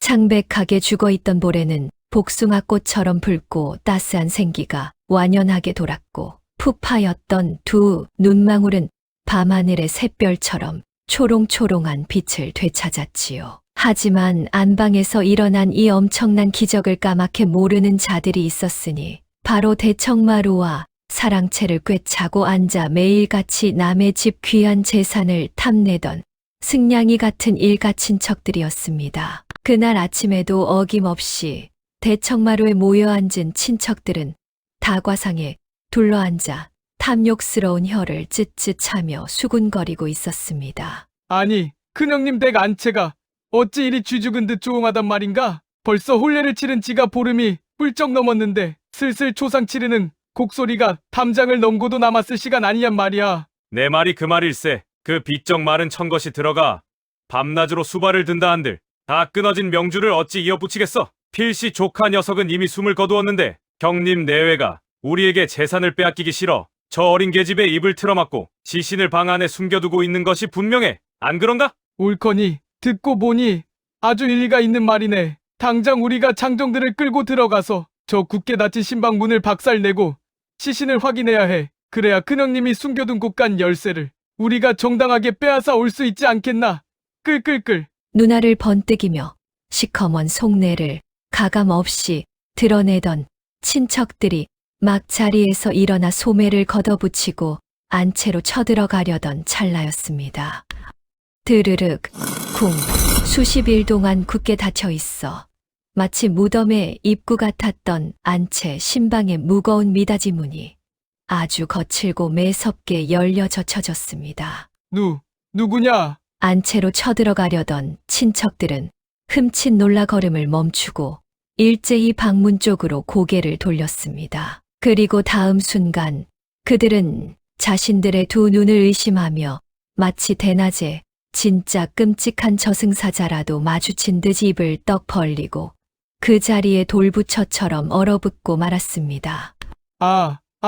아니 저게 누구야? 귀신이다. 조카가 하늘 품고 귀신이 되어 돌아왔어. 문을 열고 대청마루에 눈부신 아침 햇살 속으로 걸어 나온 사람은 다름 아닌 다 죽어 시신이 되었을 거라 굳게 믿어 의심치 않았던 신라 윤도령이었습니다. 그는 더 이상 양쪽에서 하인들의 부축을 받으며 쿨럭거리던 병약한 폐인이 아니었습니다. 비록 아직은 소화의 작은 어깨에 한쪽 팔을 가볍게 의지하고 있었지만 그는 분명히 자신의 두 발로 단단하게 땅을 딛고 우뚝 서 있었습니다. 핏기가 돌아 훤칠하고 늠름해진 윤도령의 얼굴과 그를 다정하게 부축하며 환하게 웃고 있는 소화의 모습은 그야말로 한 폭의 그림처럼 빛나고 있었지요. 놀란 친척 중 한 명은 들고 있던 비싼 청자 찻잔을 바닥에 쨍그랑 하고 떨어뜨려 산산조각을 내었고 곰방대를 물고 있던 늙은 숙부는 턱이 빠진 듯 입을 벌리다 뜨거운 담뱃재를 제 허벅지에 흘려 아 뜨거워라 하며 바닥을 대굴대굴 구르기 시작했습니다. 그들의 얼굴은 순식간에 하얀 백지장처럼 사색이 되어버렸지요. 그 통쾌하고 짜릿한 광경을 뒤에서 묵묵히 지켜보던 시아버지 윤대감이 마침내 기다렸다는 듯 거대한 산맥처럼 마당 한가운데로 성큼성큼 나서며 천지가 개벽할 듯한 천둥 같은 사자호를 터뜨렸습니다. 에헴! 이 시커먼 뱃속에 구더기만 가득 찬 짐승만도 못한 놈들아! 윤대감의 벼락 같은 불호령이 윤씨 가문의 넓은 기와 지붕을 쩌렁쩌렁하게 울렸습니다. 윤대감은 손에 들고 있던 참나무 몽둥이를 바닥에 대돌에 쾅 하고 내리치며 그동안 꾹꾹 눌러 참아왔던 분노를 화산 폭발하듯 무섭게 쏟아냈습니다. 내 놈들이 매일 밤마다 신방 앞을 쥐새끼처럼 기웃거리며 내 불쌍한 외아들이 언제 숨을 거두나 호시탐탐 노리고 있었다는 것을 내가 모를 줄 알았더냐? 피를 나눈 친척이라는 허울을 쓰고서 조카의 목숨보다 내 집안의 곳간 열쇠를 더 탐내던 내 놈들의 그 추악하고 더러운 속내를 내가 진즉부터 꿰뚫어 보고 있었느니라. 윤대감은 바들바들 떠는 친척들을 향해 손가락질하며 포효했습니다. 똑똑히 보아라. 내 놈들이 액바지로 쓸 고기 방패라며 그토록 멸시하고 비웃었던 내 며느리다. 이 여리고 작은 아이가 제 목숨을 깎아 먹어가며 밤낮으로 피눈물을 흘린 지극한 정성 덕분에 하늘이 감동하여 내 아들을 살려내셨다. 내 며느리가 죽어가던 윤씨 가문의 대를 잇고 가문을 살려낸 진짜 주인이란 말이다. 형님, 그것이 아니오라 오해가. 오해! 시끄럽다. 주둥이를 당장 다물어라. 내 아들이 이리 기적처럼 살아 일어났으니 이제 이 집안의 재산은 단 한 푼도 아니 쌀 한 톨도 내 놈들 몫으로 돌아갈 것은 없다. 당장 그 더러운 짐을 싸서 내 집 앞마당에서 영원히 썩 꺼지지 못할까? 내 두 번 다시 내 놈들을 친척으로 들이지 않을 것이야. 호적에서 당장 파버릴 테니 그리 알아라. 윤대감의 무시무시한 선고가 떨어지기가 무섭게 뒤에서 대기하고 있던 건장한 하인 수십 명이 굵은 오크나무 몽둥이를 지켜들고 우르르 달려 나왔습니다. 여봐라! 당장 저 버러지 같은 놈들의 목덜미를 끌어내어 대문 밖 클바닥에 내 동댕이 쳐라. 행여나 발버둥을 치거든 다리 몽둥이를 시원하게 분질러도 좋다. 예이! 하인들이 몽둥이를 휘두르며 달려들자 기고만장하던 친척들은 그야말로 혼비백산하여 짐을 챙길 새도 없이 비명을 질러댔습니다. 아이고, 형님, 사람 살려! 도망쳐! 내 비단신, 신발 챙겨야 하는데! 그들은 머리에 쓴 정자관이 벗겨져 흙바닥에 뒹굴고 비싼 비단 두루마기가 하인들의 손에 찢겨 나가는 것도 모른 채 서로 먼저 살겠다고 밀치고 엎어지며 대문 밖으로 꽁지가 빠지게 도망치기 시작했습니다. 체면이고 양반의 자존심이고 모두 내팽개친 채 마치 사냥개에게 쫓기는 도둑 고양이들처럼 볼품없이 쫓겨나는 참으로 비참하고도 우스꽝스러운 꼴이었지요. 꼴 좋다. 이 못된 놈들아. 대문 밖에서 구경하던 동네 사람들도 속이 시원하다는 듯 박수를 치며 도망가는 친척들의 등 뒤에 대고 소금을 팍팍 뿌려댔습니다. 마당에 가득 차 있던 시커먼 탐욕의 무리들이 한바탕 태풍이 휩쓸고 지나간 듯 깨끗하게 쓸려나가자 비로소 윤 대감댁에는 수십 년 묵은 체증이 뻥 뚫리는 듯 상쾌하고 시원한 봄바람이 불어오기 시작했습니다. 그 눈물나게 통쾌한 광경을 대청마루에 서서 지켜보던 소하와 윤도령은 비로소 마주보고 환하게 소리내어 웃었습니다. 윤도령은 자신을 꽉 붙잡고 있는 소하의 작고 거친 손을 자신의 크고 따뜻한 두 손으로 살포시 감싸 쥐었습니다. 부인 보았소?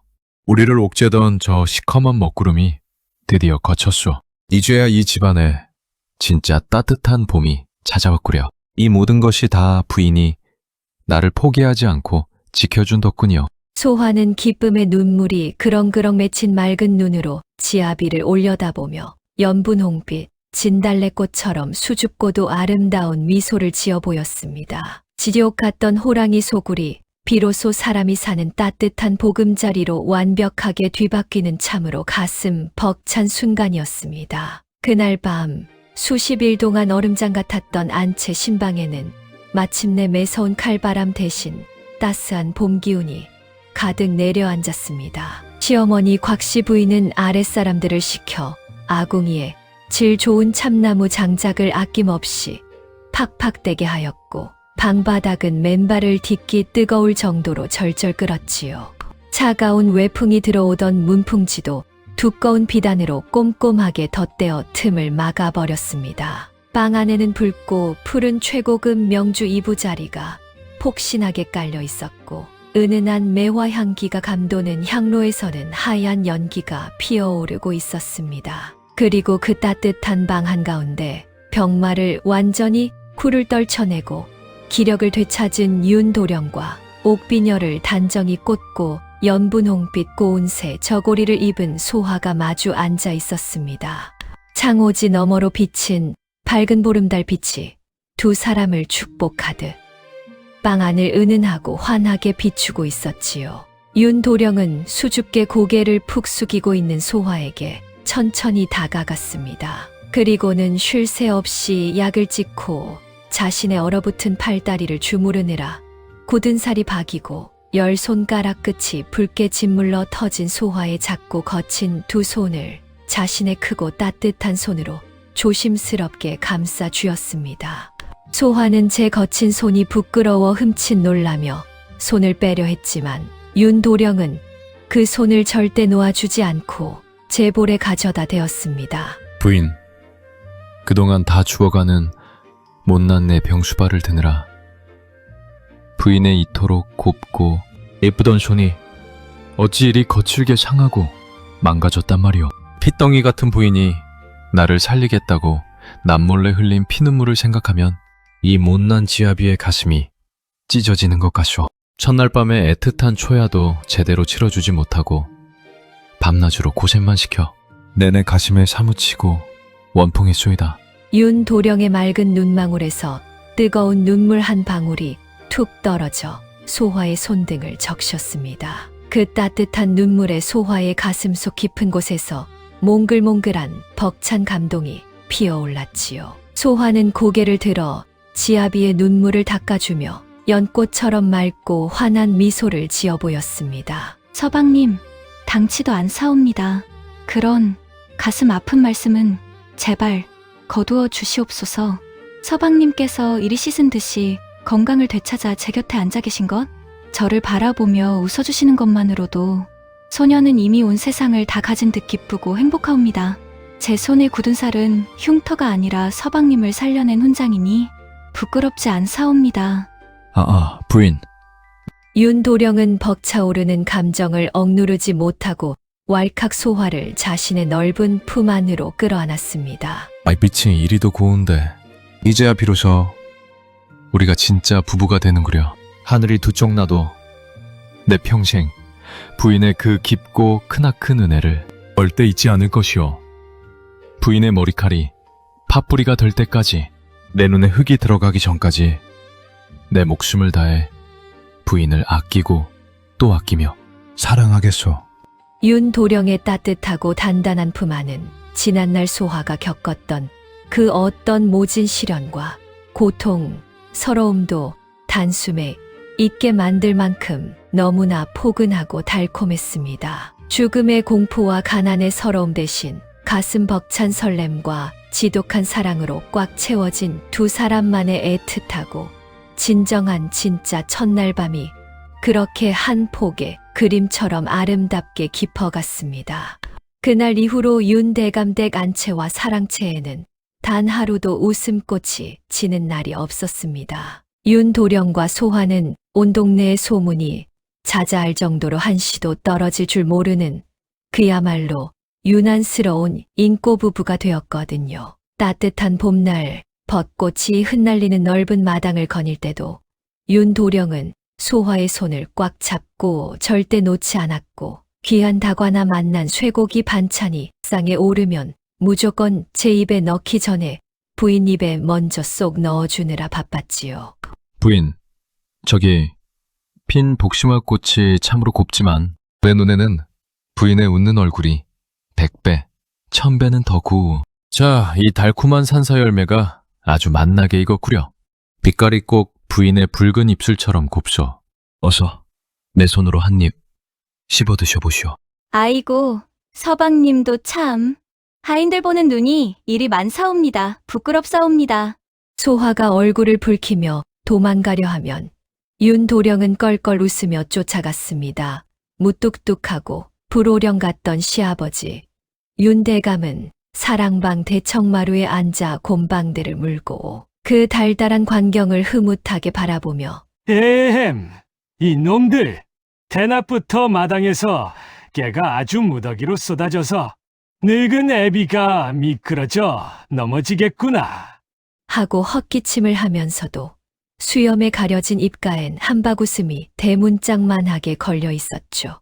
윤대감은 장터나 양반들 모임에 나갈 때마다 동네 사람들을 붙잡고 우리 며느리가 백두산 선녀여. 다 망해가는 우리 집안을 살려낸 천하의 보물이다. 라며 침이 마르도록 자랑하기 바빴습니다. 누가 소화의 출신을 두고 흉이라도 잡을 낮추면 불호령을 내리며 지팡이를 휘둘렀지요. 그렇게 구름 위를 걷는 듯 행복한 세월이 강물처럼 유유히 흘러 소화는 늠름하고 똑똑한 아들 둘에 자신을 쏙 빼닮아 눈매가 반달처럼 곱고 애교가 많은 예쁜 딸 하나를 차례로 낳았습니다. 윤씨 가문의 귀하디 귀한 삼남매가 태어난 것입니다. 자, 하레비 호랑이가 나간다. 어흥, 이랴. 우리 귀여운 똥강아지들. 하레비 등줄기 꽉 잡아라. 떨어질라.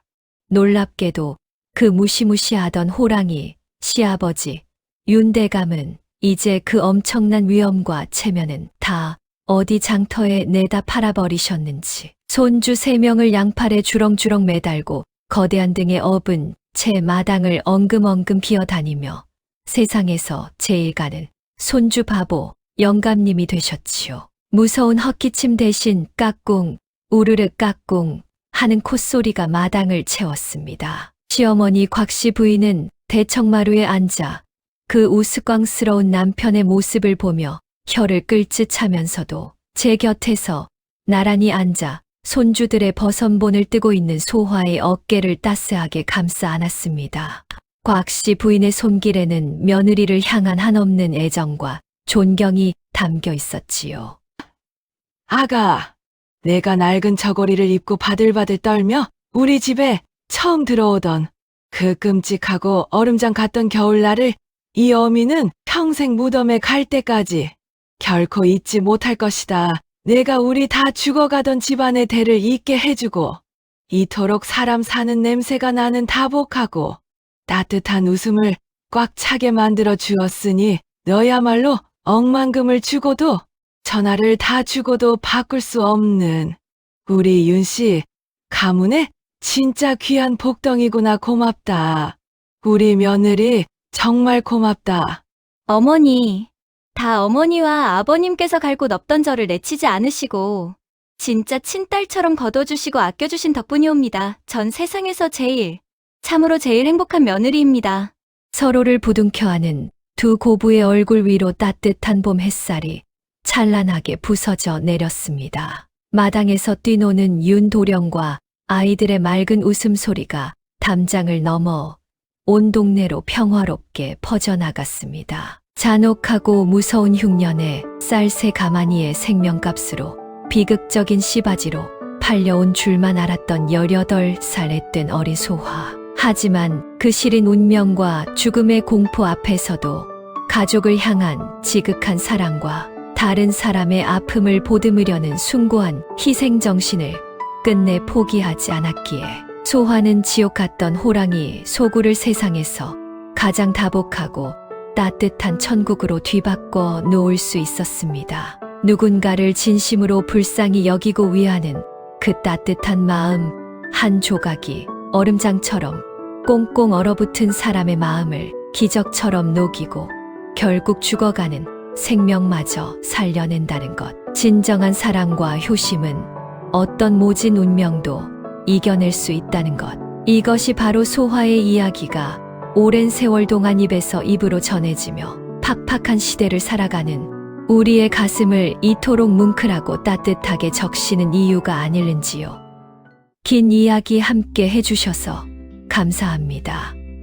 오늘의 이야기가 마음에 여운이 남으셨다면 여운 한마디 댓글로 나누어 주세요. 여러분의 좋은 말씀이 자양분이 되어 다음 이야기를 준비해서 다시 찾아뵙겠습니다. 지금 화면에 나오는 영상들도 함께 해주시고 구독과 좋아요로 야담 원정대의 동반자가 되어 주세요. 앞으로 살아가시는 길에 평온함과 따스함이 가득하시길 바라겠습니다.